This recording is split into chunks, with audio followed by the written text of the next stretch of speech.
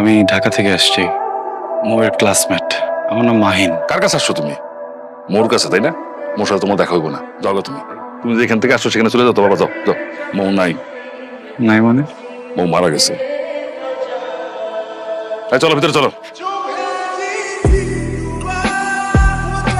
পোলারা দেখো বৃষ্টিতে ভিজা কেমন শীতে কাঁপতাছে, আমার না খুব খারাপ লাগতেছে।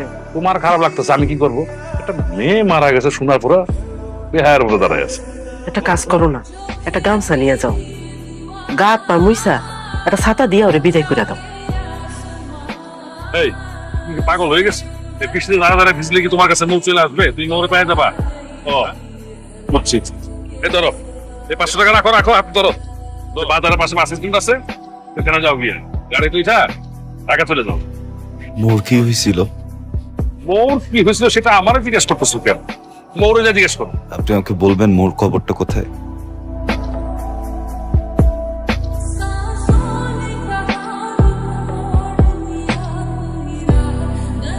যাইবা না মানে? এটা কোনো কথা হইলো রে বাবা?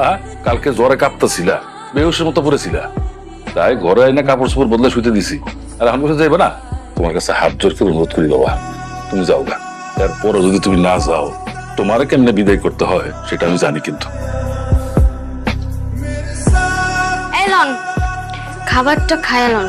আপনি যদি খাবারটা খান তাহলে আপনার একটা খুশি সংবাদ দিব, যেটা শুই না আপনার মনটা ভালো হয়ে যাইব। কি সংবাদ? আব্বা আপনারে মিথ্যা কথা কইছে, মো আপুর কিচ্ছু হয় নাই। ওই যে কবরটা দেখেন না, ওইটা আমার দাদুর কবর। আপা সবাইরে কয়ে গেছে আপনি যেদিন আইবেন আপনার এই কথা কইতে যে আপা মারা গেছে। আমাকে তোমার আপুর কাছে নিয়ে চল। আচ্ছা আমি একটু বেরোচ্ছি। আপনার খাবার রেডি আছে, আপনি খেয়ে যান।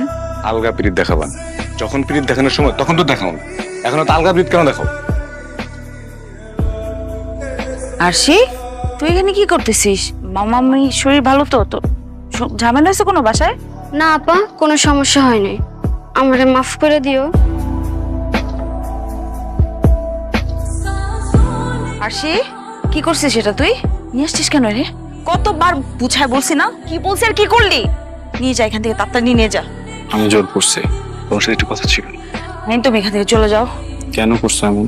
এখন এগুলা কথা বলার সময় নেই, তুমি যাও এখান থেকে, যাও। তা আমার তো কিছু কথা ছিল। কোনো কথা হবে না এখানে মাহিন, তুমি এখান থেকে চলে যাও প্লিজ।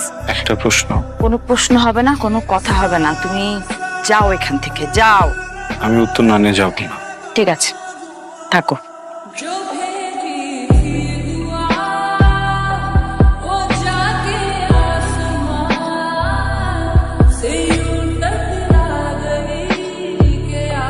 মাহিন, আল্লাহর ওয়াস্তে তুমি এখান থেকে চলে যাও, পাগলামি করো না। যে কোনো সময় কিন্তু চলে আসবে, বুঝছো?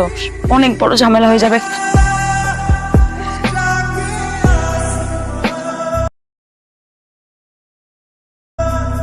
কি নাম তোমার? মৌ। সুন্দর। তুমি তো অনেক লক্ষ্মী, শান্ত, সুন্দর, এই জন্য তোমাকে ভালো লাগছে।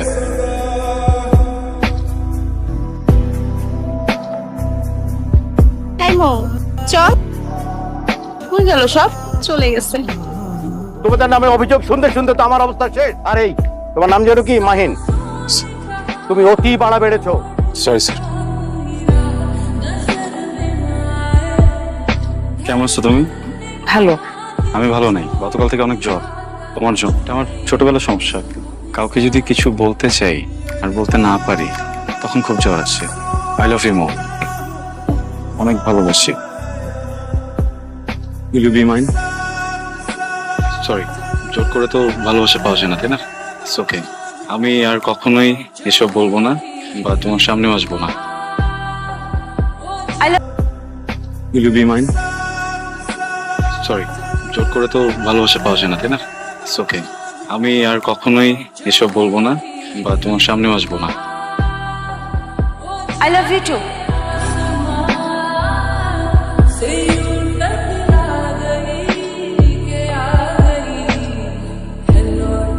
তুমি প্রমিস করো যে তুমি আর কখনো কোনো মারামারি, গ্যাঞ্জাম, কোন ঝামেলার মধ্যে যাবে না। প্রমিস করো। যদি প্রয়োজন পড়ে? প্রয়োজন পড়লেও না।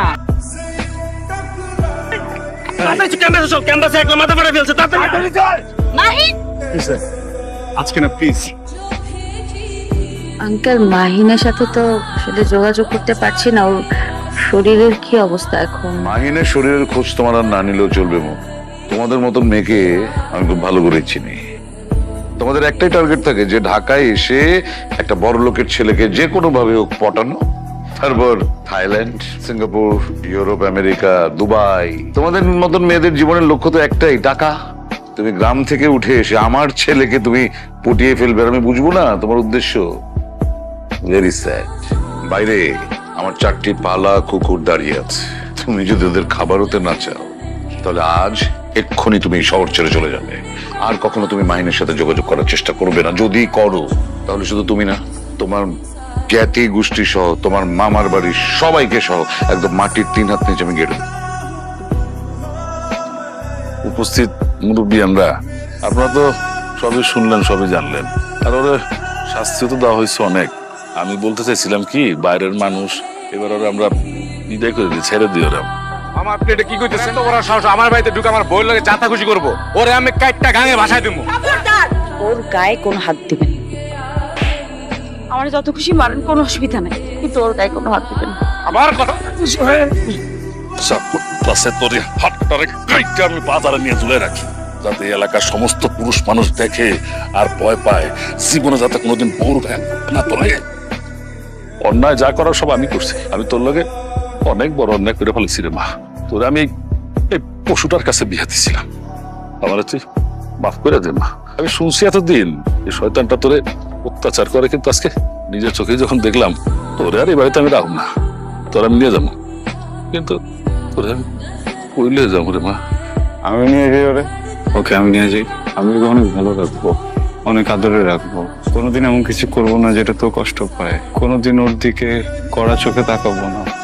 মানুষটা তো আমারই, কিভাবে যেন আমার কাছ থেকে অনেক দূরে চলে আসছে। আমার মানুষটাকে আমার কাছে ফিরে দেন না প্লিজ। ভুল করতেছো, এখন আমাকে বলতেছো নিয়ে যাবা, কিন্তু মাইয়া তোমার বিবাহিতা।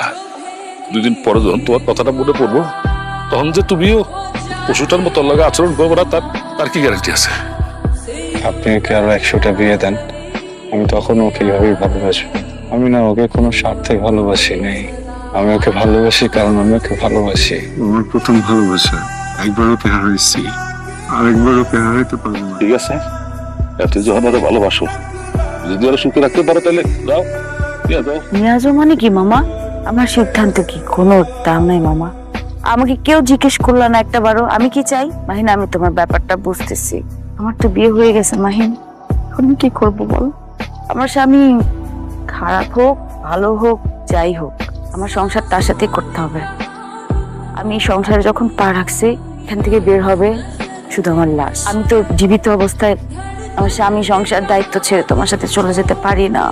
আমি অনেক অন্যায় করে ফেলছি, তুমি আমাকে মাফ করে দিন প্লিজ। আপনি আমার কাছে মাফ চান না প্লিজ। আমি কোনোভাবেই এখান থেকে কোথাও যাব না, আপনি নিশ্চিন্ত থাকেন।